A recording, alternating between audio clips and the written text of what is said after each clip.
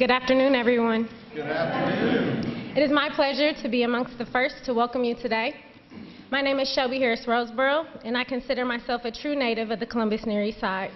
I'm an artist, activist, and community leader with roots that run deep with pride for this area and for this city. The daughter of 2 City of Columbus employees, I grew up hearing about the depths of the city and watching this community transform and change over the years. The Near East Side is deeply rooted in neighborly love. To me, this community is a symbol of family traditions and a community that cares about its people. As a little girl, my memories are filled with growing up in Eastgate, watching my dad coach East High School at Hartley Field, riding the bus home from Monroe Middle School, visiting my grandparents who lived on Miami Ave, getting tutoring at Mount Vernon OSU African American Studies Extension Center, African dancing at Beatty Recreation Center, acting in plays at Second Baptist and St. Paul AME, meeting at Martin Luther King, doing Saturday morning art classes, playing chess at Woodlands YMCA. You see, this neighborhood is a true community rooted in resources and support. I am a product of this village, and it is why it is important to me to be a part and to love my neighbors and also care about the growing diversity and cultural development. I've heard of all the good stories from my elders about Carl Brown Grocery Store, Cozy Corner, Javen's Barbecue, Macon Bar, hearing jazz at my brother's place. I even remember when I was a little girl, everyone loved to go to the marble game. So, as you know, this community is rich in history and pride. It is a place that is known for thriving minority businesses and a neighborhood that understands the importance of gathering together and supporting one another. I find myself being so much more than an artist because this village has taught me to use my abilities to serve and to find purpose in making an impact and supporting my neighborhood. Let us never forget the profound contributions that people of these streets have made and continue to make. In my opinion, this neighborhood and its people have made some of the greatest contributions to the culture of which Columbus City stands today. One thing I know for sure is how important the legacy of Poindexter Village and Poindexter is. So legendary that we gather today in Poindexter Place. Reverend James Poindexter was the first Black city council member in the 1800s. Breaking down racial barriers, it wasn't until the 1970s that John Roseman became the next Black city council member, and then my late great-grandfather, Jimmy Roseboro, joined him. So, you see, I am part of a great legacy. I was taught that you make a difference first by embracing your heritage and then finding your voice. My grandfather taught me to support the people and remember that the youth is our why, and to do my best to use my gifts to contribute to the milestones of my community. So it is an honor and a privilege to share with you today, and I am excited for what is to come for our neighbors, our neighborhoods, and for the city of Columbus. When I see Columbus, I see diversity, I see opportunity, I see hope. And I am so grateful that we have a mayor that cares about our neighborhoods, our communities, and the ways that it thrives in diverse ways. I love that we have great organizations like PACT to help assure we save and honor our heritage as we continue to build a bright future for this area. Last year, I had the honor of being a part of the inaugural class of the Near East Side Leadership Academy. Through this experience, I met and worked with the coolest guy on the block, Mr. David Kofer. Mr. Kofer is more than an executive director of PAC. He is a true friend and a passionate city service member who makes every experience with him a great one. He works close to help the people and the neighbors of this community, and for that we are grateful. His welcoming, kind-hearted spirit assures us all that we have a true resource in our city and in the PAC community organizations. Please give a warm welcome for Mr. David Kofer.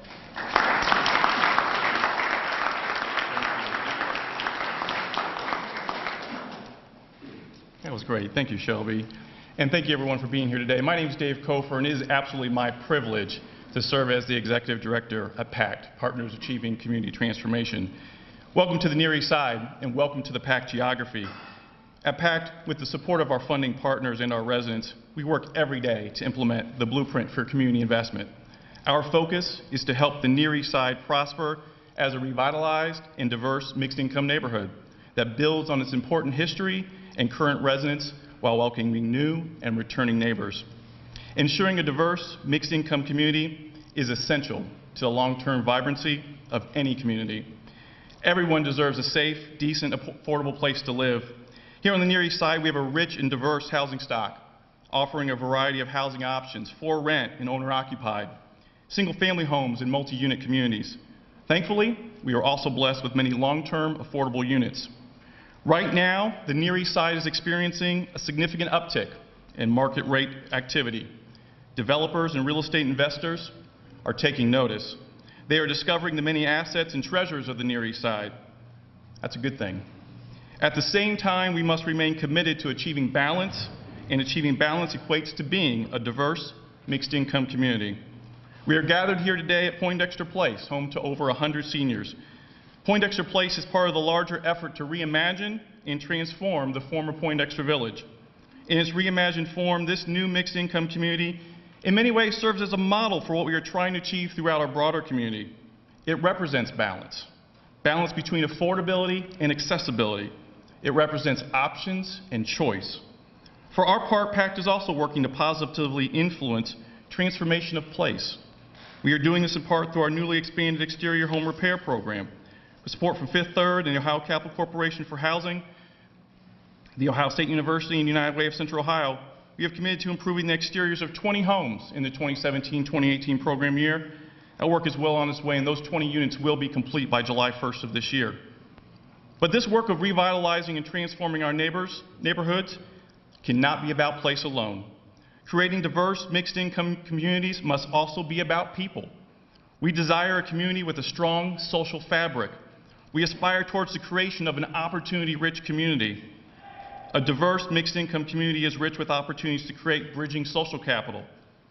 I'm not a social scientist, but with the help of my friends at the Kirwan Institute, I've come to embrace this language. Bridging social capital is created when we make connections with those that are different from ourselves, resulting in the exchange of new perspectives and introductions into new social networks. Again, however, these opportunities to create bridging social capital cannot be left to chance. They will be made possible and experienced as a result of intentional efforts. Again, PACT is doing its part. You heard Shelby talk about the Near East Side Neighborhood Leadership Academy. I'm not going to talk a lot about that, but I want to tell you that this group of 17 that graduated in November, it was not a homogeneous group. They were young, they were older, they were white, and they were black. Some were new to the Near East Side, and others have enjoyed a decades-long relationship with this great place. Educational, socioeconomic levels, they varied as well. As members of 3 separate project teams, these graduates are now engaged in the hard work of implementing the new ideas and initiatives they identified to positively impact the residents of the Near East Side. With this group of 17, it was as much, if not more so, about the journey as it was the destination. During their 7-month journey, I witnessed the forging of relationships, exchange of perspective, and creation of that bridging social capital that I can say with confidence would not have been established had it not been for the opportunity to come together as part of that program. Creating a diverse, mixed-income community here on the Near East Side and throughout all of Columbus, we cannot leave it to chance. We must be intentional. Thank you again for the opportunity to be with you all here today. It's my pleasure at this time to introduce Councilmember Elizabeth Brown.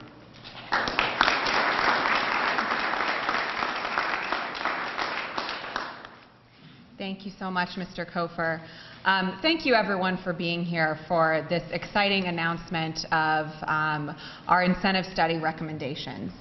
And it's clearly no accident that obviously we invited you here for a reason. And Mr. Kofer and Shelby, thank you for so deeply and clearly showing us what that reason is. And I'm reminded when I listen to them and when we stand here that what has worked for PACT doesn't necessarily work for every neighborhood in our community. The reason that PACT has been successful here is because of the social fabric that Shelby spoke of, and because of the many people who came together to try to create neighborhood transformation in their own neighborhood. And I think that's a very important lesson, because it leaves me asking, what is the role of government? What is the role of the public sector?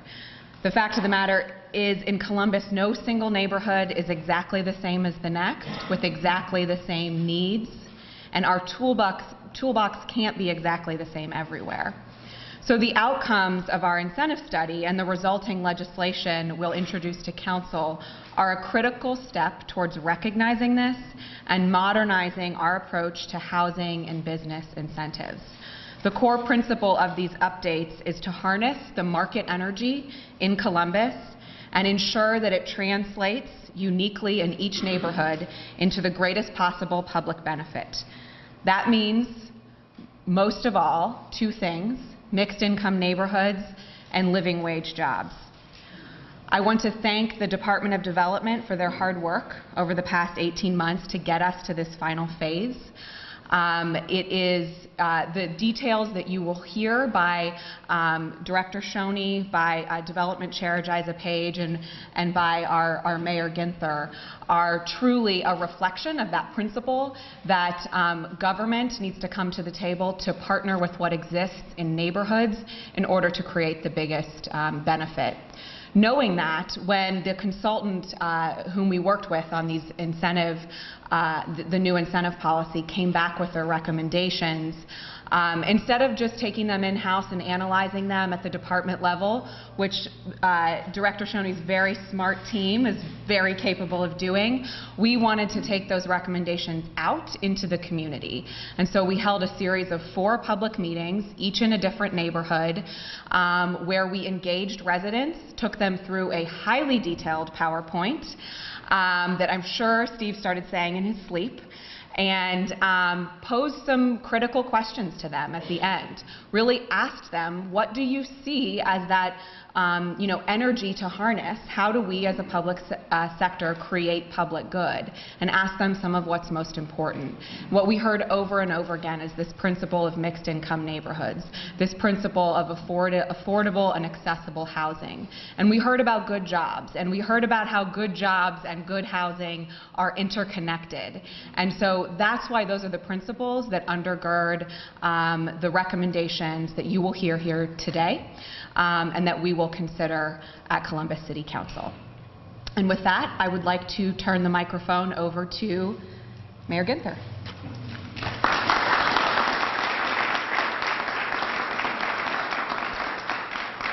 Thank you, Chairwoman Brown and Council Members Page and Cinziano. Thank you all for being here and being part of this effort. And thank you as well to our friends here that have hosted us this afternoon for this announcement, and another great example of public-private partnership leveraging for the common good, the public good here at Poindexter. I know a lot of thank yous have been given, but we do want to thank my Director of the Department of Development, Steve Shoney, Chairwoman Liz Brown, Chairwoman Jiza Page, who you'll hear from in a minute, Dave Kofer from PAT, Bruce Lukey from Homeport, Shelby, you were fantastic in starting us off here today. Thank you for all the work that you do. And to community leaders, leaders of our business community, thank you all for being here. As Dave said, Poindexter is a part of the effort to reimagine and transform this neighborhood. Today, we are announcing new policies that will help in the revitalization of our neighborhoods that need it the most.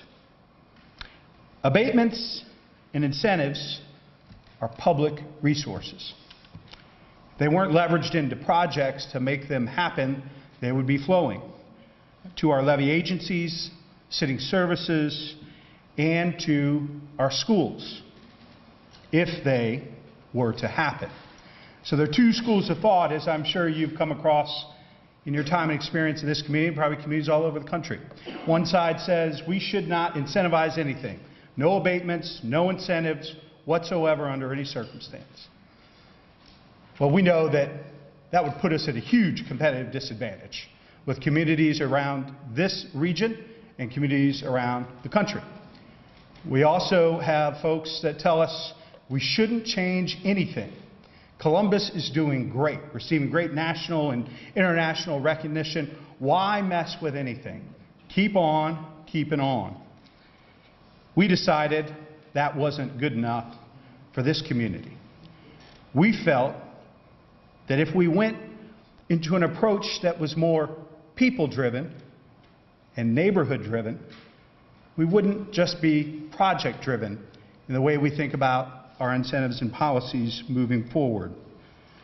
If we're offering to leverage incentives and abatements for projects in this community, they have to help us, all of us, do the public good and help us with our public policy goals.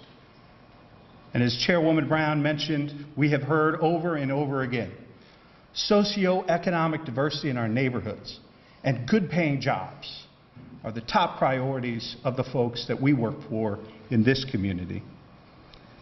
In 2016, I asked the Department of Development to commission a first-ever study.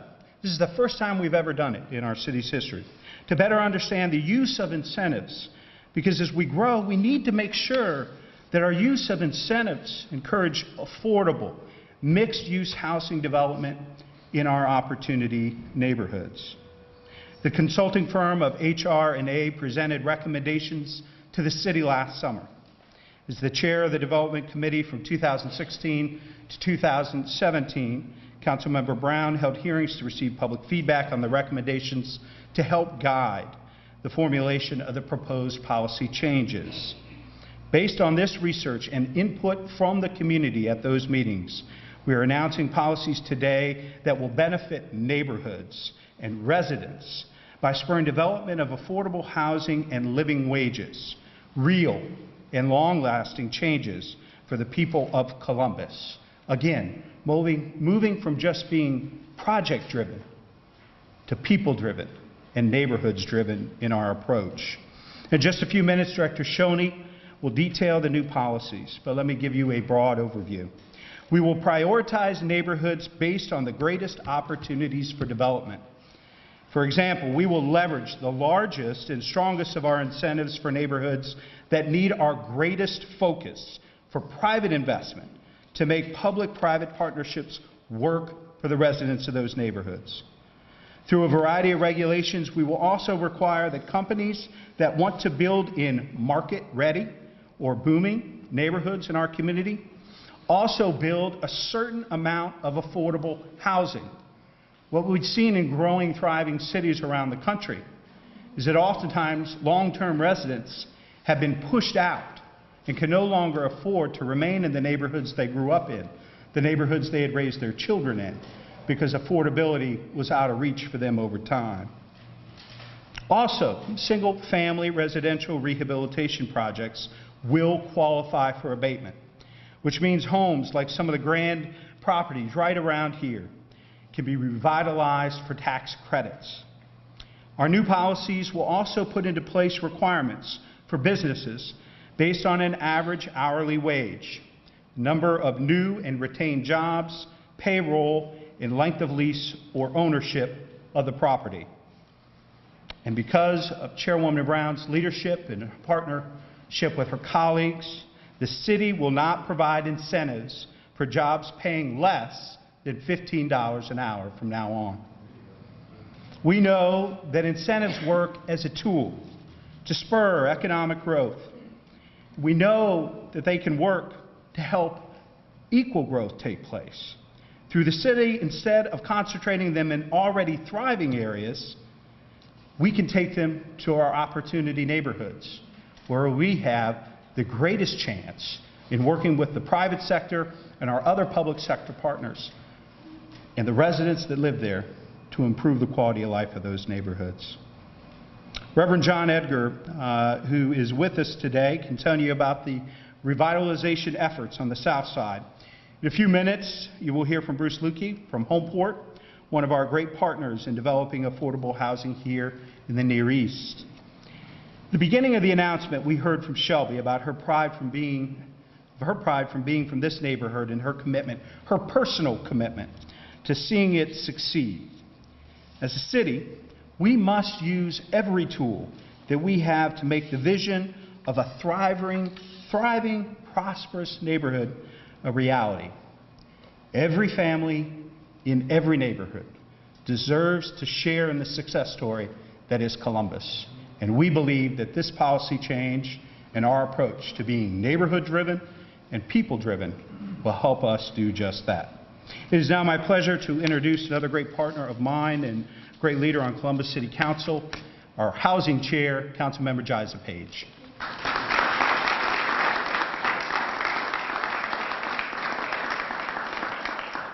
Good afternoon, everyone, and thank you, Mayor Ginther. I bring you greetings from Columbus City Council on behalf of President Hardin, President Pro Tem Michael Stenziano, and Council members Brown, Ramey, and Tyson. Again, I stand here as the chair of our Housing Committee as well as the new chair of our Economic Development Committee. And I thank you, Councilmember Elizabeth Brown, for the work that you've done over the past 2 years as the chair of the Development Committee and really working with Director Shoney and bringing to Council policies, initiatives, and legislation that we will be able to pass that really supports the initiatives and the ideas and where we as a city believe our city should go. So thank you so much for your hard work. I am personally very excited about what this policy is going to do for housing. I have chaired this committee for the past 3 years and have grown and have learned the need that exists in our city. In a county of over 1 million people, we lack 54,000 units. So that's 54,000 families that need safe, affordable, and decent housing. And I believe that it is our responsibility to provide that housing for them. We have a lot of great partners with us here today who are working in this effort, from Homeport, CMHA, the Community Shelter Board, and I thank you all for your work and your passion. It is with you that we have gotten to this point, and I look forward to more in 2018. So I'm just really here to share my excitement about what this initiative will do for our housing. I want to make sure that anyone in any neighborhood who wants to stay in their community, they have that option to do so. We don't want to remove families as neighborhoods are developing, and that's very important to me. And I now have the pleasure to introduce Director Shoney, who's going to give you the real meat. So.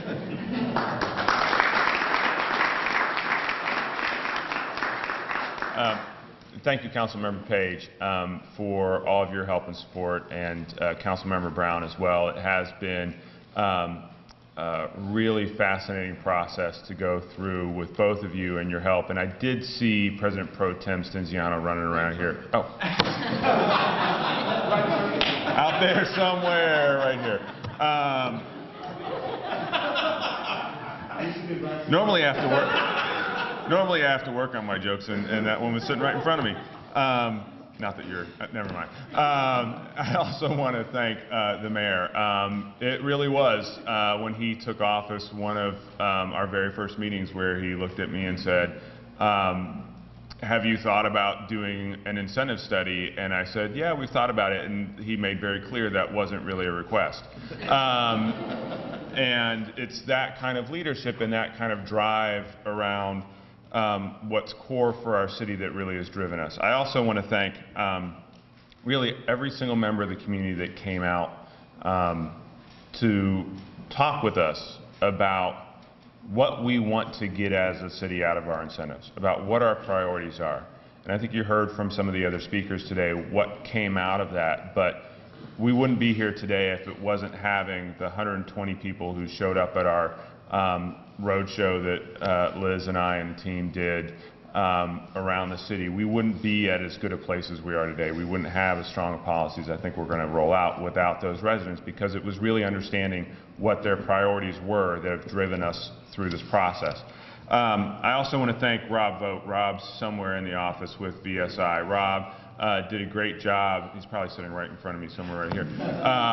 Oh, that's fairly close. He did a great job of pulling the data together, because we were informed by a couple things. One was the community's priorities, but just as importantly, we were informed by data. We did not want this to be a study that was based on our impressions and frankly your impressions of what the world is and what the market is in our city. We wanted to really be informed by data, and Rob and his team did a great job of pulling that together. So today, we're going to set out a policy that helps accomplish 4 things. Build mixed income neighborhoods, change some of the economics of development in our city, provide more transparency, and raise wages. I'm not going to review everything in the policy change in detail. We've been handing out little front and back 2-page summaries that we'll be happy to go through and answer questions about, but I do want to hit some of the highlights. we will continue offering abatement in our fast-growing areas, like the Short North, but we will limit the kinds of projects that we are offering benefits for, and will require that developers do more in order to get the benefits of abatement.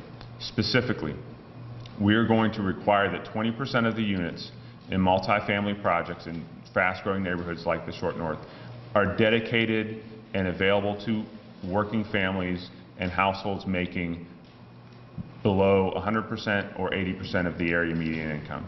We're concentrated on providing housing in these areas for working families, for families of nurses and teachers and policemen and firemen, making sure that our neighborhoods can be a place for everybody. In our neighborhoods that are improving but still face significant challenges, like the Near East Side, we will provide abatement for a wide range of projects. Developers can either provide affordable housing in their projects or work with groups like PACT or Community Development for All People or Homeport to ensure that the affordable housing that already exists in those neighborhoods is retained and improved. We do not have a one-size-fits-all because we don't have neighborhoods that are all the same. We're trying to build a policy that really works to ensure that in our neighborhoods where we need more affordable housing, we're getting it. In neighborhoods where the challenge is really to preserve and improve and grow our affordable housing, we have multiple options for doing that. We have some neighborhoods that are more challenged than others. In those most challenged neighborhoods, we will provide 100% 15-year property tax abatement for all kinds of projects with as few restrictions as we can, because those neighborhoods need the most help. In addition, we're working with our partners that you've heard about already, many of whom have joined together in the Affordable Housing Alliance, to look for other tools to do more to ensure that we have affordable housing across the city and that we're building strong housing in those neighborhoods. We cannot, abatements alone are not a solution, they are only part of the solution, and we're working to continue to find other opportunities.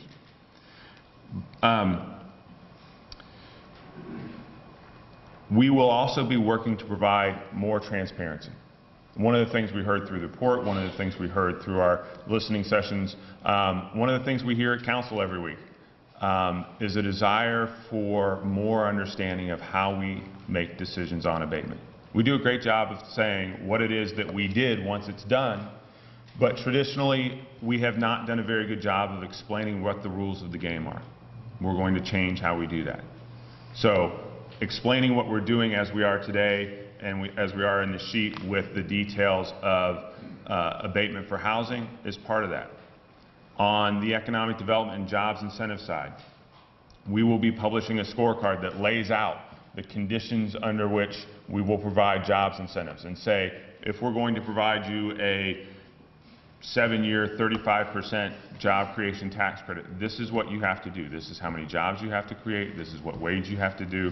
This is what happens if you go into a more distressed neighborhood and how we will offer a higher incentive there. Or if you're going into a neighborhood that doesn't need as much help, we're going to offer a different incentive. We're going to be very upfront and very open book about how we're going to do all that so that our residents can understand what's happening with their tax dollars. And just as importantly, so that the businesses that are looking to grow in Columbus know that they're getting a fair deal when they walk in the door.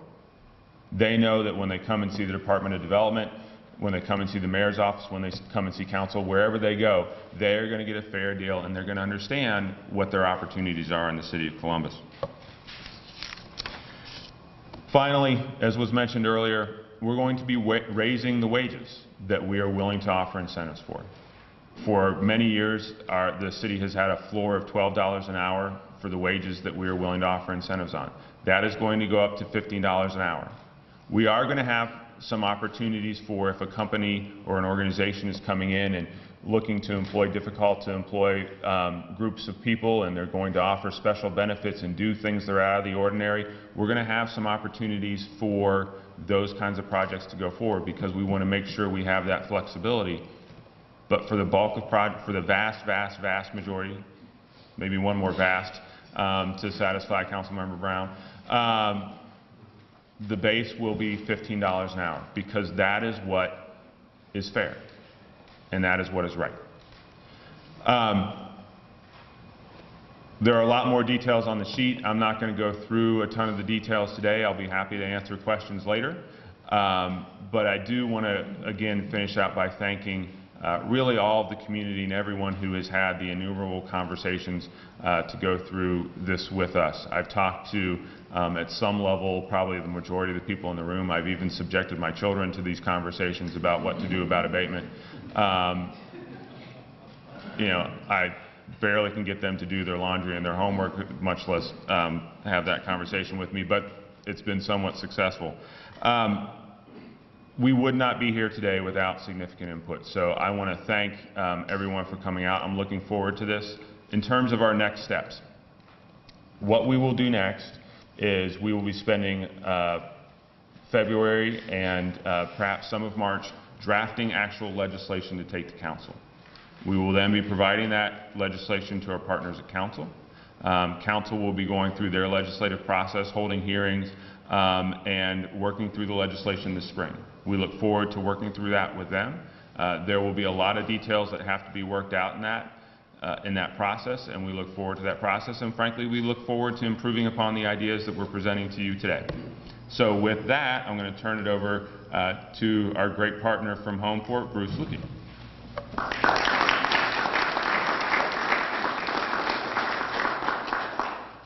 Thank you, Steve.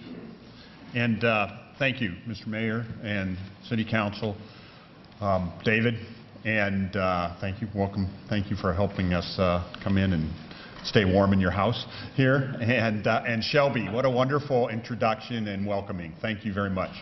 Homeport's been a friend of the city for 31 years. In that time, we have 5,700 people that now live with us, and that continues to grow. And as Councilwoman Page said, you know, the number of people who need help continues to grow. There's 54,000 households, individuals making less than $30,000 a year who are paying more than 50% of their income, who need housing, who need affordable housing. What we're also seeing, though, is a growing middle class that is needing housing.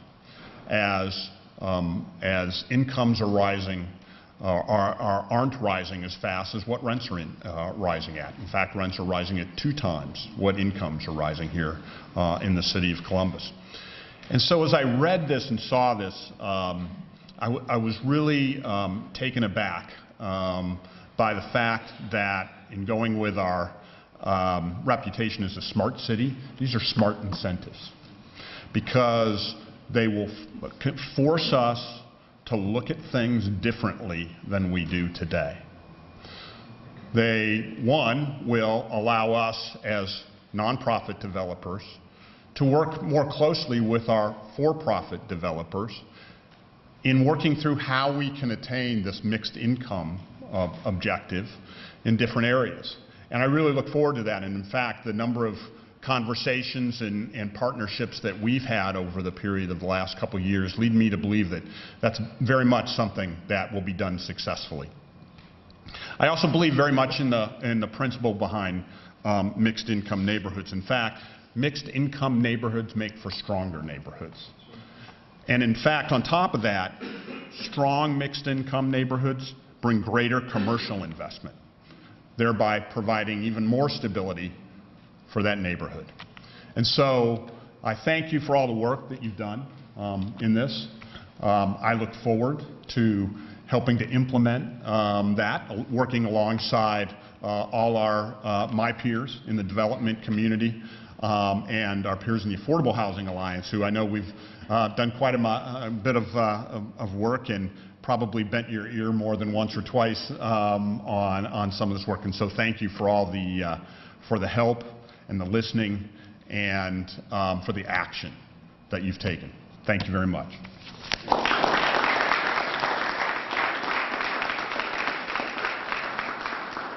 So we've got time to take a few questions from the group. So I'll field them and answer if I can. If I need to bring somebody else up, I will. Yes? One thing that I noticed when cities or towns set up programs and say we want whoever gets the money to follow these things in order to get tax abatements, that it's not followed up. and it's not enforced. So I'm wondering what kind of mechanism, enforcement mechanism will be in the legislation, and then what money will be there in order to ensure that that enforcement can take place. So if those of you who couldn't hear the question, let me see if I can summarize it back for the group. The question was, what are we going to do about enforcement? How are we going to ensure that we enforce these requirements that we're going to put on developers? We've talked about that, what's going to be enforced by the Department of Development. We've talked about that a fair amount within our department. We're going to be spending the time that we are drafting the legislation. We'll also be putting in place systems within our department to ensure that those extra requirements that we have, we're able to follow up on. We have great precedent as it stands now with our jobs incentives programs. So we've been through that program, so we've got a lot of learning. There is a fair amount of monitoring that goes on as it exists now with the housing incentives. We're going to have to do more. We're going to need to reshuffle some of our staff and see what we need to do, but it is something we are absolutely committed to. And we've tried to design a system that isn't too burdensome for us or for the developer and is very clear and easy for everybody to understand, so that should help with those issues. Will? I'm just wondering if there's a difference. So if there's new development in the short north, and there was actually just an article about new development in Franklinton, when you're thinking about average median income, say it's a new Franklinton development, is that inclusive of people living downtown, or how do you, what's the area, and how do you define that area to which the median income is established? So area median income is a figure that's established by the Department of Housing and Urban Development at the federal level. It's kind of an industry standard, and it is for the entire metropolitan statistical area. So it's not localized to an individual neighborhood. Why is the rehabilitation of properties listed on the registry? So Mr. Motil's question is one of the provisions that we have, if you look through the detail sheet, is that properties that qualify for the Columbus Register of Historic Places are exempted from the requirement to provide affordable housing as part of the project.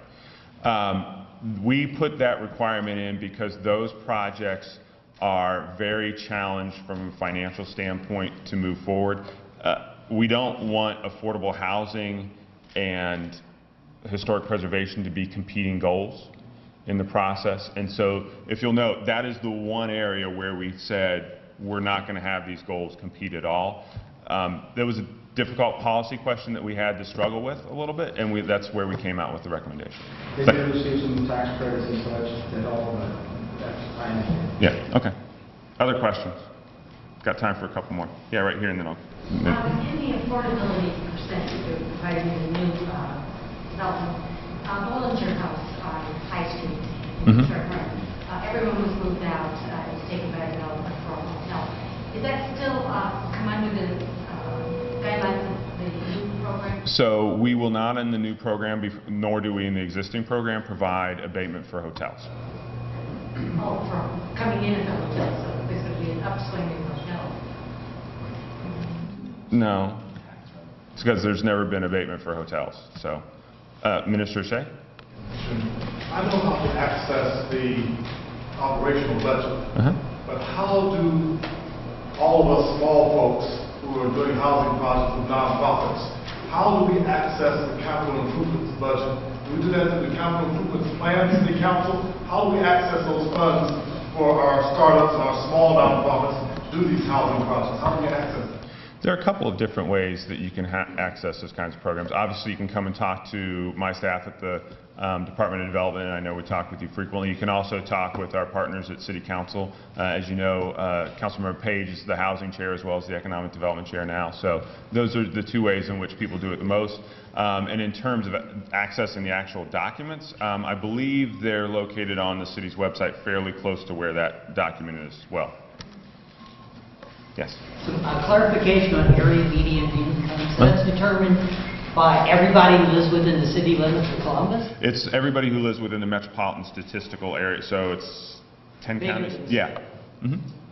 Yep. Beyond Franklin County? Yes. Including Delaware County? Yes, that's one of the counties that's included. Delaware looking, and we can get you a map on that if you give me a note. A lot of high incomes up in Delaware. And there are other areas that have lower incomes as well. A couple more questions, and then we'll wrap it up. A quick suggestion, if in the future, in your literature, if you could please indicate what the exact amount of income is for the 80% outline, just so people can better understand what this figure is. Yeah, Mr. Motil's request was that we include in our materials what 80% and 100% area median income are, and so we'll work on that, and we'll make sure that when we put this out on our website, we've got that with it. One more, go here, and then we'll wrap up. My question is in your map regarding some of the, I guess, areas that are being designated. Mm-hmm. One is Easton, limited headquarters, etc. I know for a fact that having served on the Area Commission, the only way that they qualified originally for the CRA is that they had a couple of housing units and the land was there, and so historically they've been a CRA. My question is why an adjacent area that has the same demographics as North Linden, has the same demographic, other CDBG service areas, etc., not included because of its affinity to that attachment and the opportunity. And if you look at the pattern of development in that area there where we met some strategic affordable goals, first-time buyers, etc., unlike the other inner-city neighborhoods where they've tried this for 25 or 40 years, this area only became eligible for CDBG in '96. Mm-hmm. There's only been one activity been funded, and it had to do with the sewer line for 9 homes that we built with Habitat in Mifflin Township. So why would a map be exclusive of an area of need? I worked with the state when they created these incentives. We went out to explain to smaller cities how not to abuse this policy by putting a blanket over the whole city of Urbana, making them affordable. But by default, you have an area here where we've seen organic growth, new single-family housing, mixed-income housing, even racially integrated housing. And but for this, there's still more momentum, more opportunity. But there's no inclusion at all by definition of this policy. I know what the incentive policy is. To be honest with you, the areas that you've chosen typically have been the same ones that the mayor had for the last 25 years. And they were the same ones for the 10 years before that under CDBG, even under the previous mayor. And so what we've decided in the policy for now is that we're not going to change the map of the existing abatement areas that we have. We do have within the policy. Easton has a new abatement area. No, that's an existing abatement area. That's existing. Yes. Okay. So let me finish. Go ahead. So what we have in the policy is we have a procedure for looking at expanding our abatement areas. We recognize that there are areas within our city that may want abatement that are not currently covered by abatement. And so that's something we're going to look at. For getting us through the next steps, for right now, we're focused on changing the policy for the abatement areas that we have. And then as we progress, we're going to be looking at how do we deal with other areas that are in distress that aren't currently within our abatement areas, and how do we tackle those areas and bring these tools to those areas as well. Well, your original study, the recommendation from your consultant, was that you would leverage, or you should leverage the resources that flow from these abatements for other community development. So what I'm saying, this area obviously should benefit from some community development because of the $5.75 million, the previous $5 million that accrued to the Easton abatements. Not a single dollar from either one of those was invested in this adjacent area. But by default, there's no significance that there should be an opportunity here for that area. And there's no mention of any kind of neighborhood commercial development. The loss of the Kroger store, which is in our region, is just indicative. You know, the article talked about it's become a food desert. No, it was a food desert before they decided to leave, because everybody else is at the mercy of carryouts and convenience stores. So what we have is a dichotomy. We got Giant Eagle over here and Kroger way over there that's now moving up north. It doesn't matter that there's still strategic opportunities within, but there's no support for neighborhood commercial, since there's no investment of whether CDBG, home, etc., in community development in that area, in that region. And it looks like we'll have to wait another 25 years as this plays out before we'll get that attention. That doesn't make sense. So there were a couple things to unpack in that. One is when the study referred to dollars that were going to be generated, those are dollars that would be generated if a developer was to choose not to build the affordable housing in the locations that they were in their own development. So we do have a provision within the plan that if a developer wants to build a project but not provide the affordable housing, they can pay 125% premium between what the affordable rents are and what their actual rents are every year for 15 years. I'll be honest with you. I hope we don't collect a dime of that because we want the affordable housing in all of our neighborhoods. We don't want to, our desire is not to create a fund. So we've tried to set that bar pretty high. As it relates to what are the other things that need to be done, dealing with commercial corridors, all of these things, I will tell you that abatement is only one tool. And it is not a tool that will solve all of our problems, but is a tool that we're trying to move forward and do a better job of how we use. Do we still have more to do? Absolutely. I think the question of where do we provide abatement is one that should always be asked. And it's one that we need to ask repeatedly. So we look forward to continuing to move forward and find other ways to help these other to help all of our neighborhoods. And we think this is a good next step. I think that's all the time we've got for questions right now. Thank you all for coming out, and look forward to the conversation.